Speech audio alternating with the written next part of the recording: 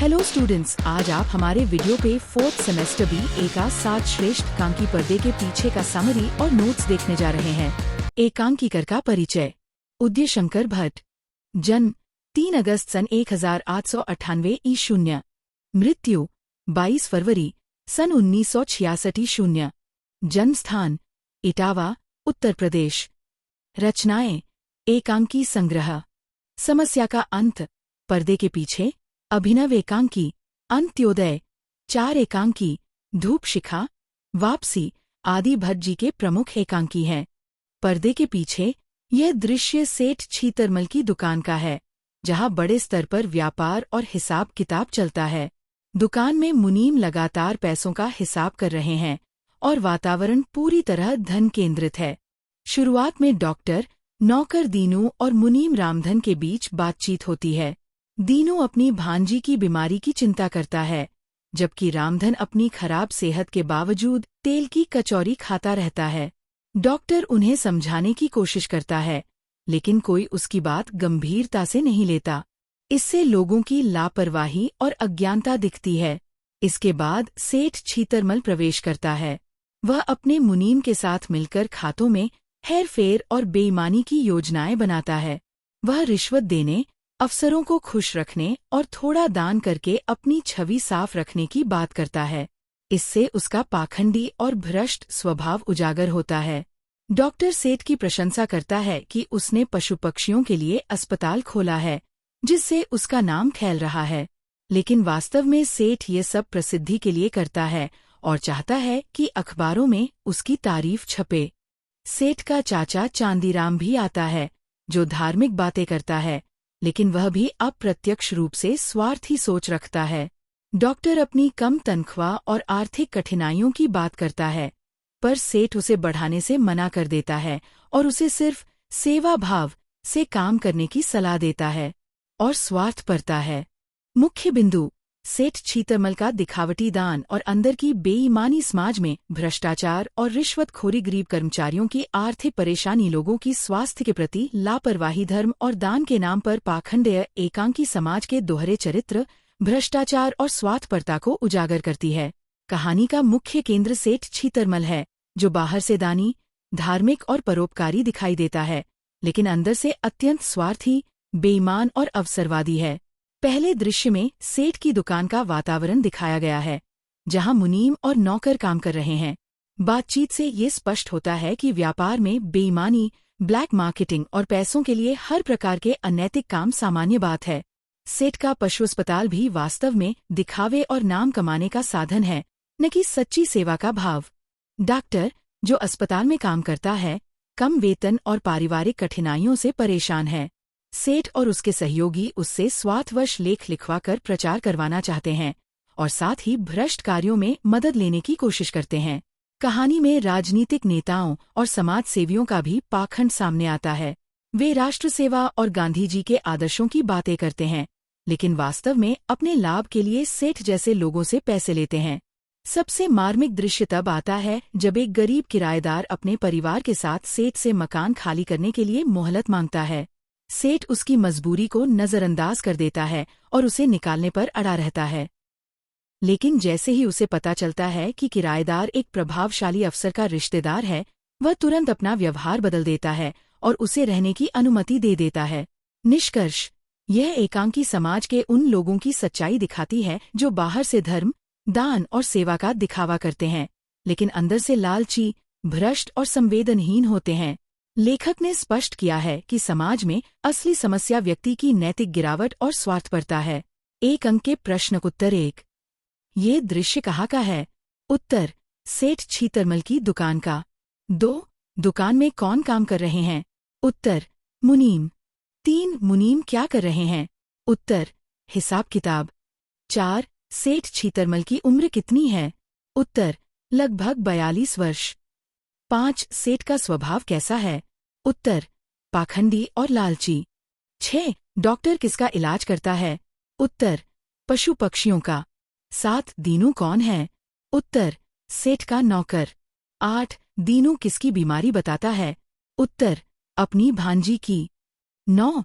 रामधन को क्या बीमारी है? उत्तर, पेट की बीमारी। 10. रामधन क्या खाना पसंद करता है? उत्तर, कचौरी। 11. डॉक्टर कचौरी के बारे में क्या कहता है? उत्तर, यह स्वास्थ्य के लिए हानिकारक है। 12. सेठ दान क्यों करता है? उत्तर, अपनी छवि सुधारने के लिए। 13. डॉक्टर की तनख्वाह कितनी है? उत्तर, 150 रुपए। 14. डॉक्टर क्या चाहता है? उत्तर, तनख्वाह बढ़ाना। 15. चांदीराम कौन है? उत्तर, सेठ का चाचा। 16. चांदीराम क्या करते रहते हैं? उत्तर, राम नाम जपते रहते हैं। 17. अस्पताल किसके लिए है? उत्तर, पशु पक्षियों के लिए। 18. सेठ क्या छिपाने की योजना बनाता है? उत्तर, बेईमानी और हिसाब किताब। 19. सेठ अफसरों को कैसे संभालता है? उत्तर, रिश्वत देकर। उत्तर, पशु पक्षियों के लिए। 20. इस दृश्य का मुख्य विषय क्या है? उत्तर, भ्रष्टाचार और पाखंड। 21. सेठ किस कार्य के लिए डॉक्टर से कहता है? उत्तर, अखबार में अस्पताल के बारे में लेख लिखवाने के लिए। 22. सेठ डॉक्टर की तनख्वाह कितनी बढ़ाने की बात करता है? उत्तर, 10 रुपए। 23. सेठ अस्पताल क्यों खोलता है? उत्तर, पशु पक्षियों की सेवा के लिए। 24. मुनीम जी का काम क्या था? उत्तर, रुपए की वसूली करना। 25. घी सालाल किस बात से परेशान था? उत्तर, कम वेतन और गरीबी से। 26. घी सालाल के अनुसार गरीबों की क्या नहीं होती? उत्तर, किस्मत नहीं होती। 27. सेठ किस चीज से परेशान था? उत्तर, इनकम टैक्स अधिकारियों से। 28. सेठ किस प्रकार का व्यापार करता था? उत्तर, ब्लैक मार्केटिंग। 29. गांधी जयंती के लिए क्या आयोजन किया जा रहा था? उत्तर, प्रार्थना, प्रवचन, खादी सप्ताह आदि। 30. सेठ ने खादी पहनने की बात क्यों कही? उत्तर, समय और परिस्थिति के अनुसार। 31. लालचंद और नेमिचंद सेठ से कितने रुपए मांगते हैं? उत्तर, 500 रुपए। 32. सेठ अंत में कितने रुपए देने को तैयार होता है? उत्तर, 500 रुपए। 33. सेठ का मुख्य उद्देश्य क्या था? उत्तर, अपना स्वार्थ पूरा करना। 34. सेठ किराएदार से क्या चाहता था? उत्तर, अधिक किराया या मकान खाली करना। 35. किराएदार किससे दया की प्रार्थना करता है? उत्तर, सेठ से। 36. सेठ किराएदार को क्यों निकालना चाहता था? उत्तर, अधिक किराया पाने के लिए। 37. अंत में सेठ का व्यवहार क्यों बदल जाता है? उत्तर, जब अफसर किराएदार का रिश्तेदार निकलता है। 38. सेठ किसका दिखावा करता है? उत्तर, दान और धर्म का। 39. नाटक में समाज की कौन सी समस्या दिखाई गई है? उत्तर, भ्रष्टाचार और स्वार्थ। 40. इस अंश का मुख्य संदेश क्या है? उत्तर, समाज में पाखंड और असमानता। संदर्भ सहित व्याख्या कीजिए। 1. रुपया कमाओ तो 1 आना भूर्सी में दो। कैसे भला? 1 पैसा नौकरों में बांटो। 1 पैसा फेंककर अफसर का मुंह बंद करो। 2 पैसे दान करो, ता 15 आन पचे पचाए धरे हैं। संदर्भ, यह पंक्ति नाटक पर्दे के पीछे के पहले दृश्य से ली गई है। इसके रचयिता उदय शंकर भट्ट है। यह कथन सेठ छीतरमल द्वारा अपने मुनीम से बातचीत के दौरान कहा गया है। व्याख्या, इस कथन में सेठ छीतरमल अपने व्यापारिक और जीवन के सिद्धांतों को प्रकट करता है। वह कहता है कि कमाए हुए धन का थोड़ा हिस्सा विभिन्न जगहों पर खर्च करना चाहिए। कुछ नौकरों को खुश करने के लिए, कुछ अधिकारियों को रिश्वत देकर अपना काम निकलवाने के लिए और कुछ दान के रूप में। इस प्रकार वह अपने शेष धन को सुरक्षित और बचा हुआ मानता है। स्पष्टीकरण, यहाँ सेठ की मानसिकता स्पष्ट होती है कि वह ईमानदारी से अधिक चालाकी और बेईमानी को महत्व देता है। वह रिश्वत और दिखावटी दान को एक सामान्य और आवश्यक प्रक्रिया मानता है। इस कथन के माध्यम से समाज में फैले भ्रष्टाचार और नैतिक पतन को उजागर किया गया है।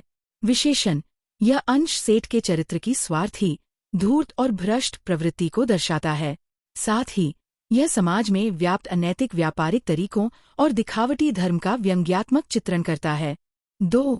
पेट नहीं भरता सेठ जी, नहीं तो हम भी सेवा ही करते हैं। संदर्भ, यह पंक्ति भी नाटक पर्दे के पीछे के प्रथम दृश्य से ली गई है। इसके रचयिता उदय शंकर भट्ट है। यह कथन डॉक्टर द्वारा सेठ छीतरमल से अपनी आर्थिक कठिनाइयों को व्यक्त करते हुए कहा गया है। व्याख्या, डॉक्टर इस कथन में अपनी मजबूरी प्रकट करता है कि वह केवल सेवा भाव से काम नहीं कर सकता, क्योंकि उसकी आर्थिक स्थिति कमजोर है। परिवार का पालन पोषण करने के लिए उसे पर्याप्त धन की आवश्यकता है, जो उसे वर्तमान वेतन से नहीं मिल पा रहा है। स्पष्टीकरण: इस कथन के माध्यम से लेखक ने ये दिखाया है कि केवल आदर्शवाद या सेवाभाव से जीवन नहीं चल सकता। व्यक्ति को अपनी आवश्यकताओं की पूर्ति के लिए उचित वेतन चाहिए। डॉक्टर की स्थिति समाज के उस वर्ग को दर्शाती है जो मेहनत करता है लेकिन उचित पारिश्रमिक नहीं पाता। विशेषण: यह अंश यथार्थवादी दृष्टिकोण प्रस्तुत करता है और समाज में आर्थिक असमानता को उजागर करता है। डॉक्टर का चरित्र यहाँ संवेदनशील, व्यावहारिक और संघर्षशील रूप में सामने आता है। 10 अंक के प्रश्न उत्तर। 1. नाटक पर्दे के पीछे के इस अंश के आधार पर सेठ के चरित्र का विस्तार से विश्लेषण कीजिए। उत्तर: इस अंश में सेठ का चरित्र अत्यंत जटिल और विरोधाभासी रूप में प्रस्तुत हुआ है।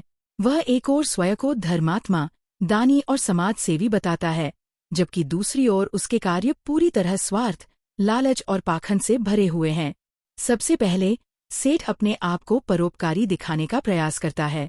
वह पशु पक्षियों के लिए अस्पताल खोलता है और गरीबों को भोजन कराने की बात करता है। इससे वह समाज में अपनी छवि एक दयालु व्यक्ति के रूप में बनाना चाहता है, लेकिन वास्तव में यह सब उसके पापों को ढकने का साधन है। दूसरी ओर उसका व्यवहार अत्यंत निर्दयी और स्वार्थी है। जब एक गरीब किराएदार उससे कुछ समय की मोहलत मांगता है तो वह उसे बेरहमी से मना कर देता है और मकान खाली कराने के लिए पुलिस तक बुला लेता है। इससे स्पष्ट होता है कि उसके भीतर वास्तविक मानवीय संवेदनाएं नहीं हैं। सेठ का चरित्र भ्रष्टाचार से भी जुड़ा हुआ है। वह इनकम टैक्स अधिकारियों को रिश्वत देकर अपने गलत कार्यों को छिपाने की कोशिश करता है। इसके लिए वह अपने कर्मचारियों और जान पहचान वालों का उपयोग करता है। यह उसके अनैतिक और अवसरवादी स्वभाव को दर्शाता है। उसका सबसे बड़ा गुण उसका दोहरे व्यक्तित्व, हिपोक्रेसी है। वह एक तरफ धर्म और दान की बातें करता है, दूसरी तरफ ब्लैक मार्केटिंग और शोषण में लिप्त रहता है। अंत में जब उसे पता चलता है कि किराएदार किसी प्रभावशाली व्यक्ति से जुड़ा है, तो वह तुरंत अपना व्यवहार बदल देता है। इससे उसकी चापलूसी और डरपोक प्रवृत्ति भी सामने आती है। अंततः कहा जा सकता है कि सेठ समाज के उस वर्ग का प्रतिनिधित्व करता है जो धन के बल पर सत्ता, धर्म और नैतिकता को नियंत्रित करना चाहता है। उसका चरित्र समाज में व्याप्त पाखंड और अन्याय का सजीव चित्रण है। 2. पर्दे के पीछे नाटक के इस अंश के माध्यम से लेखक ने समाज की किन किन समस्याओं को उजागर किया है? विस्तार से लिखिए। उत्तर: इस अंश में लेखक ने समाज की अनेक गंभीर समस्याओं को उजागर किया है, जो आज भी प्रासंगिक हैं। सबसे प्रमुख समस्या है भ्रष्टाचार। सेठ और अन्य पात्र इनकम टैक्स अधिकारियों को रिश्वत देने की योजना बनाते हैं। इससे यह स्पष्ट होता है कि समाज में नियम और कानून को धन के बल पर तोड़ा जा सकता है। दूसरी समस्या है आर्थिक असमानता, गरीबी और अमीरी का अंतर। एक ओर सेठ जैसे अमीर लोग हैं जिनके पास अपार धन है, दूसरी ओर घीसालाल और रामधन जैसे गरीब कर्मचारी हैं जो अपनी बुनियादी जरूरतों के लिए संघर्ष कर रहे हैं। घीसालाल की पत्नी बीमार है, लेकिन उसके पास इलाज के पैसे नहीं हैं। यह समाज में व्याप्त असमानता को दर्शाता है। तीसरी समस्या है पाखंड और दिखावा। सेठ धर्म, दान और समाज सेवा की बातें करता है, लेकिन उसके कर्म इसके विपरीत हैं। वह पशुओं के लिए अस्पताल खोलता है, लेकिन मनुष्यों के प्रति निर्दयी है। इससे समाज में फैले झूठे आडंबर का पता चलता है। चौथी समस्या है शोषण। गरीब कर्मचारियों से कम वेतन पर अधिक काम लिया जाता है और उन्हें उचित सुविधाएं नहीं मिलती। वे मजबूरी में काम करते हैं, जबकि सेठ उनका शोषण करता है। पांचवी समस्या है राजनीतिक स्वार्थ और अवसरवादिता। लालचंद और नेमिचंद जैसे नेता समाज सेवा के नाम पर धन इकट्ठा करते हैं और अपने व्यक्तिगत लाभ के लिए उसका उपयोग करते हैं। वे भी सेठ के साथ मिलकर अपने हित साधते हैं। अंततः इस अंश के माध्यम से लेखक ये संदेश देना चाहता है कि समाज में व्याप्त अन्याय, भ्रष्टाचार और असमानता को समाप्त करना आवश्यक है।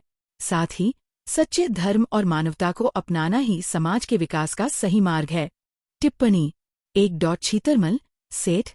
छीतरमल, सेठ, पर्दे के पीछे नाटक का एक प्रमुख और अत्यंत प्रभावशाली पात्र है, जिसके माध्यम से लेखक ने समाज के धनी वर्ग के पाखंड, स्वार्थ और दोहरे चरित्र को उजागर किया है।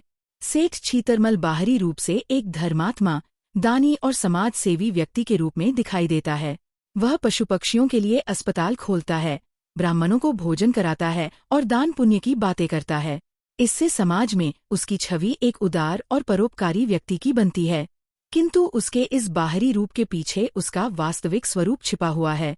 वास्तव में वह अत्यंत स्वार्थी, लालची और निर्दयी व्यक्ति है। गरीब किराएदार के प्रति उसका कठोर व्यवहार, उसे मकान से निकालने की कोशिश और उसकी मजबूरी के प्रति असंवेदनशीलता उसके अमानवीय चरित्र को स्पष्ट करती है। छीतरमल का चरित्र भ्रष्टाचार और अनैतिकता से भी जुड़ा हुआ है। वह इनकम टैक्स अधिकारियों को प्रभावित करने के लिए रिश्वत और सिफारिश का सहारा लेता है। उसके लिए धन कमाना और अपने स्वार्थ की पूर्ति करना ही सबसे महत्वपूर्ण है, चाहे इसके लिए उसे किसी भी नैतिक सीमा को पार क्यों न करना पड़े। उसका सबसे बड़ा गुण उसका दोहरे व्यक्तित्व, हिपोक्रेसी है। वह एक ओर धर्म और दया की बातें करता है, वहीं दूसरी ओर गरीबों का शोषण करता है और ब्लैक मार्केटिंग जैसे कार्यों में लिप्त रहता है। जब उसे किसी प्रभावशाली व्यक्ति से खतरा होता है तो वह तुरंत अपना व्यवहार बदल लेता है, जिससे उसकी चापलूसी और अवसरवादिता भी सामने आती है। अंततः छीतरमल का चरित्र समाज के उस वर्ग का प्रतिनिधित्व करता है जो धन के बल पर नैतिकता और मानवता को दबा देता है। लेखक ने उसके माध्यम से ये दिखाया है कि सच्चा धर्म केवल बाहरी दिखावा नहीं, बल्कि सच्चे व्यवहार और मानवता में निहित होता है। चांदीराम, सेठ का काका।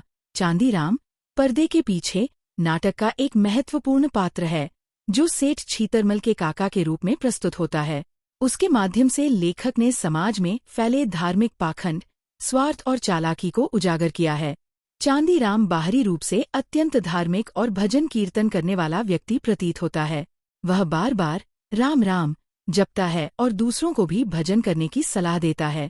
इससे ऐसा लगता है कि वह एक सच्चा धार्मिक व्यक्ति है, परंतु वास्तव में यह केवल दिखावा है। उसके व्यवहार में चतुराई और स्वार्थ स्पष्ट रूप से दिखाई देते हैं। वह हर कार्य में लाभ-हानि का हिसाब लगाता है और सेठ को भी उसी दिशा में प्रेरित करता है। चाहे डॉक्टर से लेख लिखवाने की बात हो या इनकम टैक्स के मामले में सिफारिश करवाने की योजना, वह हर जगह अपने फायदे के लिए योजनाएं बनाता है। चांदीराम का चरित्र भ्रष्ट मानसिकता का प्रतीक है। वह रिश्वत और सिफारिश जैसे अनैतिक कार्यों को सामान्य मानता है और दूसरों को भी इसमें शामिल होने के लिए प्रेरित करता है। उसके लिए नैतिकता और ईमानदारी का कोई विशेष महत्व नहीं है। उसका एक और पहलू उसका कठोर और असंवेदनशील स्वभाव है। वह गरीबों और कमजोरों की स्थिति को समझने के बजाय उन्हें नजरअंदाज करता है। उसकी सोच पूरी तरह से धन और स्वार्थ के इर्द गिर्द घूमती है। अंततः चांदीराम उस समाज का प्रतिनिधित्व करता है जहां लोग धर्म का सहारा लेकर अपने स्वार्थ को छिपाते हैं। लेखक ने उसके माध्यम से ये स्पष्ट किया है कि केवल भजन कीर्तन करने से कोई सच्चा धार्मिक नहीं बनता, बल्कि सच्ची धर्मनिष्ठा उसके कर्मों में दिखाई देती है। डॉक्टर। पर्दे के पीछे नाटक में डॉक्टर का चरित्र एक ऐसे व्यक्ति के रूप में उभरता है जो नैतिकता और स्वार्थ के बीच संघर्ष कर रहा है। वह न तो पूरी तरह भ्रष्ट है और न ही पूरी तरह आदर्शवादी, बल्कि परिस्थितियों से प्रभावित एक सामान्य मनुष्य है। डॉक्टर का स्वभाव मूलतः ईमानदार और कर्तव्यनिष्ठ है। वह अस्पताल में अपना काम ठीक से करता है और सेवा भाव भी रखता है। जब सेठ और चांदीराम उससे अखबार में लेख छपवाने की बात करते हैं तो वह तुरंत सहमत नहीं होता, बल्कि ये सोचता है कि अखबार को इससे क्या लाभ होगा। इससे उसकी विवेकशीलता और नैतिक सोच का पता चलता है। किंतु दूसरी ओर वह आर्थिक दबाव और लालच से पूरी तरह मुक्त नहीं है। जब उसे वेतन बढ़ाने का लालच दिया जाता है और इनकम टैक्स अधिकारी से सिफारिश कराने को कहा जाता है तो वह धीरे धीरे झुकने लगता है। अंततः वह अपने रिश्तेदार के माध्यम से काम कराने के लिए तैयार हो जाता है। यह उसके चरित्र की कमजोरी को दर्शाता है। डॉक्टर का यह द्वंद्व दर्शाता है कि समाज में कई लोग ऐसे होते हैं जो सही और गलत के बीच फंसे रहते हैं। वे सही को समझते तो हैं, लेकिन परिस्थितियों और लाभ के कारण गलत का साथ दे बैठते हैं। अंततः डॉक्टर का चरित्र ये संदेश देता है कि नैतिकता पर टिके रहना कठिन होता है, विशेषकर जब चारों ओर भ्रष्टाचार और स्वार्थ का माहौल हो। लेखक ने उसके माध्यम से ये दिखाया है कि व्यक्ति को अपने सिद्धांतों पर दृढ़ रहना चाहिए, अन्यथा वह भी धीरे धीरे उसी भ्रष्ट व्यवस्था का हिस्सा बन जाता है। लालचंद। पर्दे के पीछे नाटक में लालचंद का चरित्र समाज के उन तथाकथित नेताओं का प्रतिनिधित्व करता है जो समाज सेवा और राष्ट्रभक्ति के नाम पर अपने स्वार्थ साधते हैं। लालचंद बाहरी रूप से एक देशभक्त और समाजसेवी नेता के रूप में दिखाई देता है। वह गांधी जयंती, सर्वोदय समाज के कार्यक्रम कवि सम्मेलन आदि की योजनाएं बनाता है और लोगों से सहयोग लेने की बात करता है। उसकी बातें सुनकर ऐसा प्रतीत होता है कि वह समाज के उत्थान के लिए कार्य कर रहा है, किंतु उसके चरित्र का वास्तविक पक्ष इससे बिल्कुल भिन्न है। वह सेठ से दान के नाम पर अधिक से अधिक धन वसूलने की कोशिश करता है। 500 रुपए की मांग पर अड़ा रहना और बार बार दबाव डालना उसकी लालची और स्वार्थी प्रवृत्ति को दर्शाता है। उसके लिए समाज सेवा केवल एक बहाना है, असली उद्देश्य धन एकत्र करना है। लालचंद का चरित्र राजनीतिक अवसरवादिता का भी प्रतीक है। वह परिस्थितियों के अनुसार अपने विचार और व्यवहार बदलता है। वह सेठ की चापलूसी करता है, उसकी प्रशंसा करता है और उससे अपने काम निकलवाने की कोशिश करता है। इससे उसकी कपट और चतुराई स्पष्ट होती है। इसके अतिरिक्त वह स्वयं भी भौतिक सुख सुविधाओं की ओर आकर्षित है, जैसे कोठी बनवाने की इच्छा, ऐशोआराम की बातें आदि। इससे स्पष्ट होता है कि वह सच्चे अर्थों में त्याग और सेवा की भावना से दूर है। अंततः लालचंद का चरित्र समाज के उन नेताओं की आलोचना करता है जो आदर्शों की आड़ में निजी लाभ कमाते हैं। लेखक ने उसके माध्यम से ये दिखाया है कि सच्ची देशभक्ति और समाज सेवा केवल शब्दों में नहीं, बल्कि निस्वार्थ कर्मों में दिखाई देती है। नेमिचंद 5. नेमिचंद पर्दे के पीछे नाटक में नेमिचंद का चरित्र उन तथाकथित समाज सेवकों और नेताओं का प्रतिनिधित्व करता है जो देशभक्ति और सेवा के नाम पर अपने स्वार्थ साधते हैं। नेमिचंद स्वयं को एक त्यागी, देशभक्त और समाज सेवी के रूप में प्रस्तुत करता है। वह गांधी जयंती, सर्वोदय समाज के कार्यक्रमों और राष्ट्रीय गतिविधियों की बातें करता है। अपने भाषणों और बातों से वह यह दिखाने की कोशिश करता है कि उसने देश के लिए बहुत त्याग किया है और समाज की सेवा कर रहा है, किंतु उसका वास्तविक स्वरूप इससे अलग है। वह सेठ से दान के नाम पर अधिक धन प्राप्त करने की कोशिश करता है और लालचंद के साथ मिलकर 500 रुपए या उससे अधिक की मांग करता है। इससे उसकी लालच और अवसरवादिता स्पष्ट होती है। नेमिचंद का चरित्र दोहरेपन, हिपोक्रेसी का भी उदाहरण है। एक ओर वह गांधी जी के आदर्शों की बात करता है, वहीं दूसरी ओर स्वयं भौतिक सुख सुविधाओं की ओर आकर्षित है, जैसे शेयर खरीदना, कोठी बनवाने की योजना आदि। इससे स्पष्ट होता है कि उसके आदर्श केवल दिखावे के लिए हैं। वह चतुर और व्यवहार कुशल भी है। सेठ से अच्छे संबंध बनाए रखने के लिए वह उसकी प्रशंसा करता है और जरूरत पड़ने पर उसकी मदद करने का आश्वासन देता है। यह उसकी कूटनीतिक सोच को दर्शाता है। अंततः नेमिचंद का चरित्र समाज के उन नेताओं की आलोचना करता है जो आदर्शों और सिद्धांतों की आड़ में निजी लाभ उठाते हैं। लेखक ने उसके माध्यम से ये संदेश दिया है कि सच्ची देशभक्ति और समाज सेवा केवल शब्दों से नहीं, बल्कि ईमानदार और निस्वार्थ कर्मों से सिद्ध होती है।